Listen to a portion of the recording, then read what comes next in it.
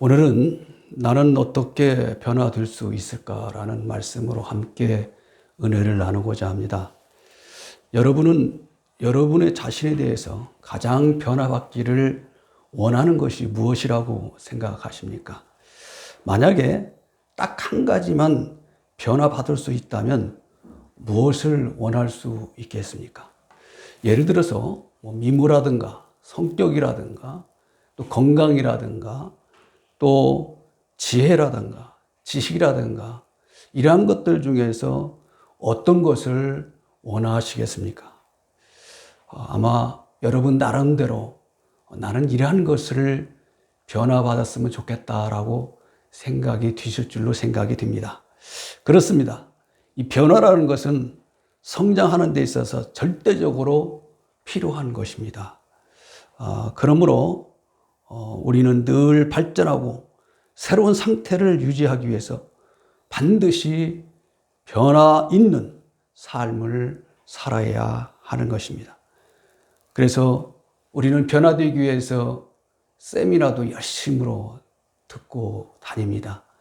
또 체중 조절을 위해서 열심으로 운동도 합니다. 또 책들도 열심으로 읽습니다.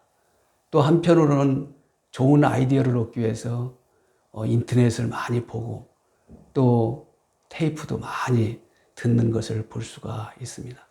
그런데 이러한 것들은 일시적인 그 변화는 될 수 있다 할지라도 지속적인 변화는 이루어질 수가 없다는 것입니다. 왜냐하면 그러한 것들은 내부적인 동기에서 움직이는 것이 아니라 외부적인 것, 그러니까 외부적인 행동에서 움직이는 것이기 때문에 지속적인 변화는 이루어질 수가 없다는 것입니다. 그러므로 진정한 변화란 내부에서부터 시작되어야 하며 이러한 변화가 하나님께서 역사해 주시는 변화가 되어진다는 것입니다. 하나님께서는 우리가 변화시키시기를 원하고 계시며 우리가 변화를 원한다면 하나님께 그 모든 것을 맡기기만 한다면 하나님께서 분명 우리를 변화시켜 주실 줄로 믿습니다.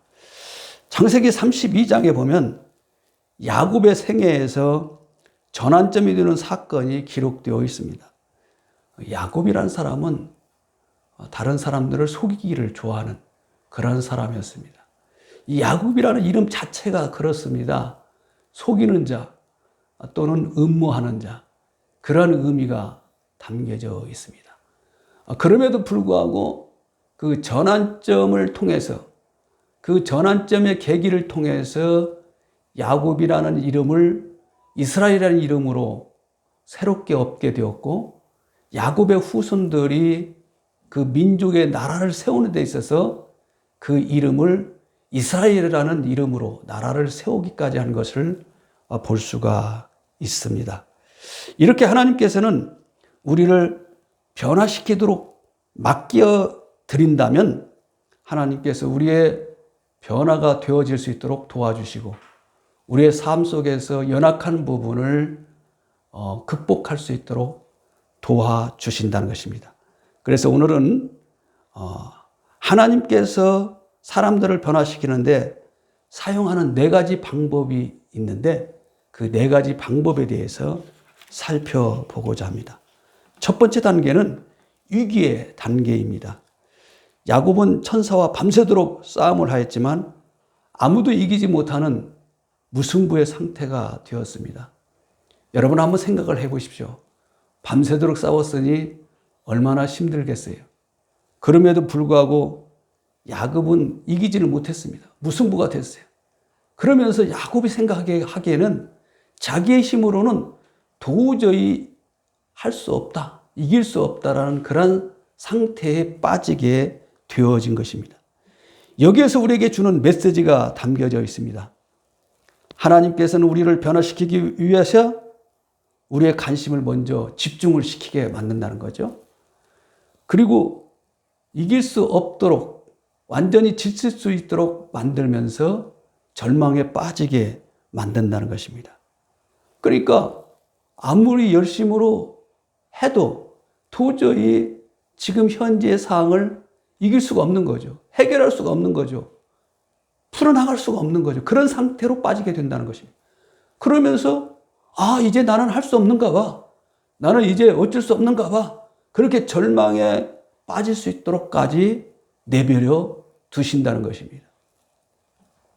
사실 하나님께서는 우리에게 하나님께 관심을 끌기 위해서 우리의 경험들, 우리의 문제들, 우리의 그 위기들, 이러한 것들을 다 사용하신다는 것입니다. 그러니까 어떤 아무리 좋은 경험, 그러한 경험들을 우리가 사용한다 할지라도 그게 되지 않는 거죠. 그래서 결국 위기감에 빠질 수 있도록 만든다는 거죠.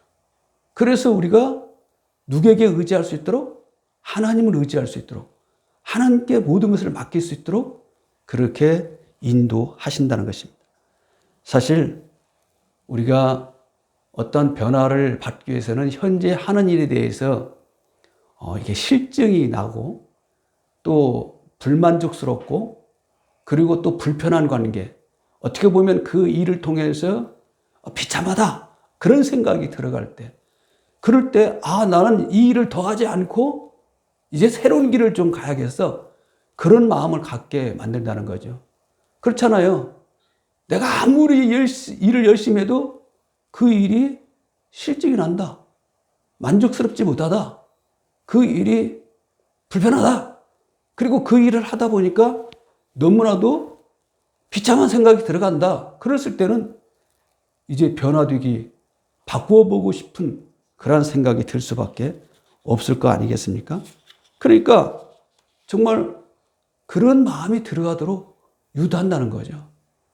사실 우리의 삶 속에서 어떤 위기감을 느끼고 있다라고 생각이 되어진다면 하나님께서 나를 변화시켜 주시기 위해서 시작하고 계시는구나, 그것을 깨달아도 된다는 것입니다.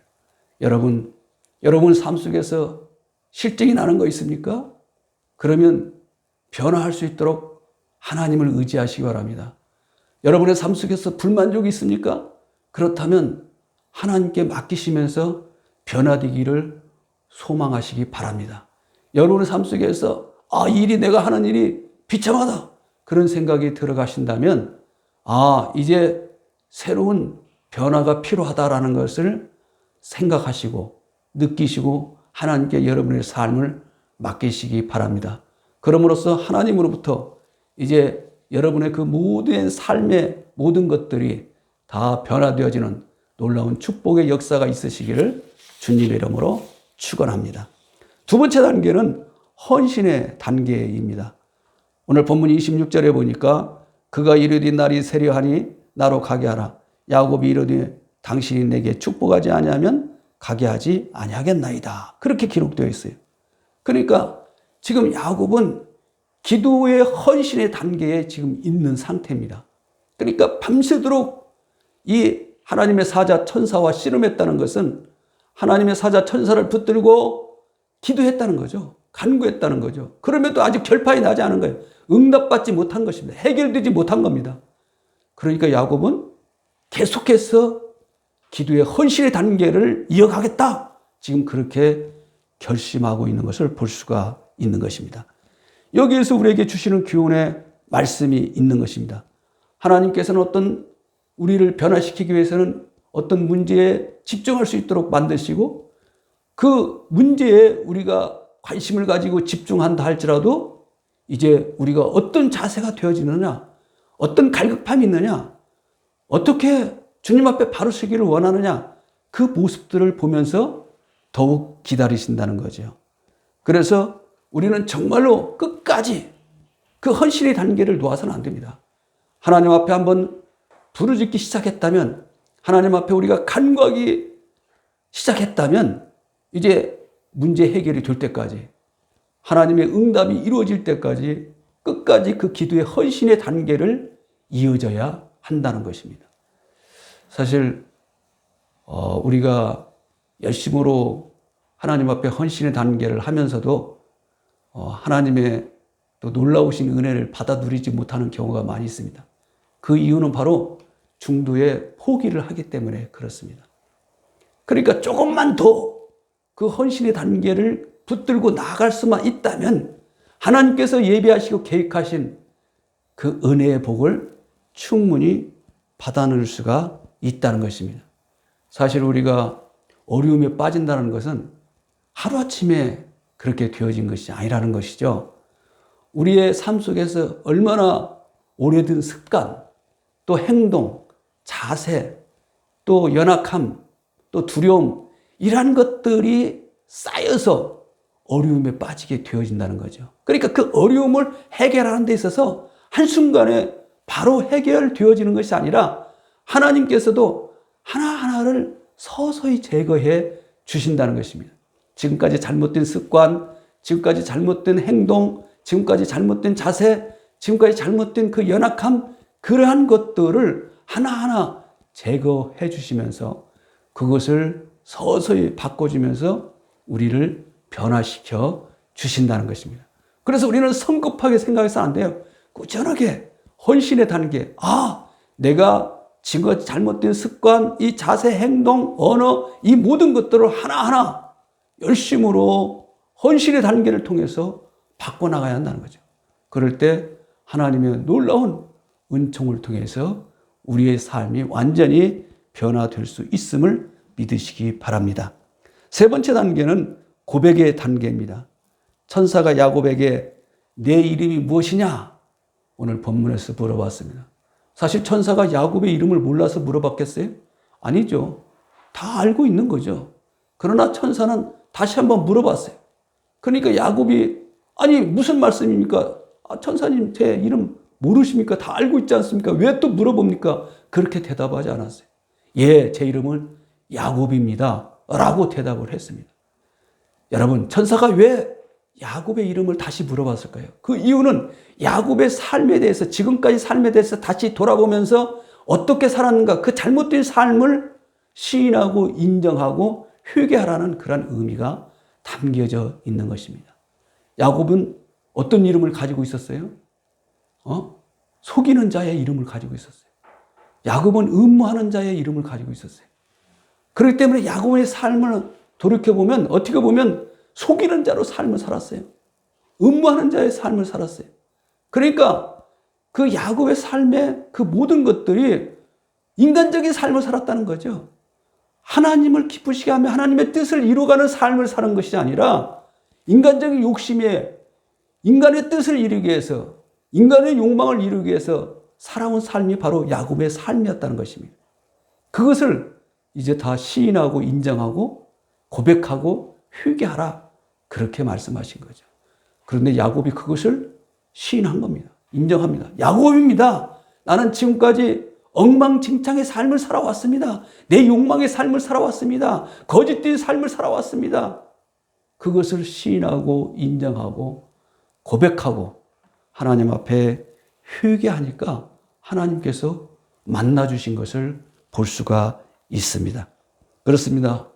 우리도 우리의 삶이 지금까지 어떻게 살아왔는가 하나님 앞에 고백해야만 돼요.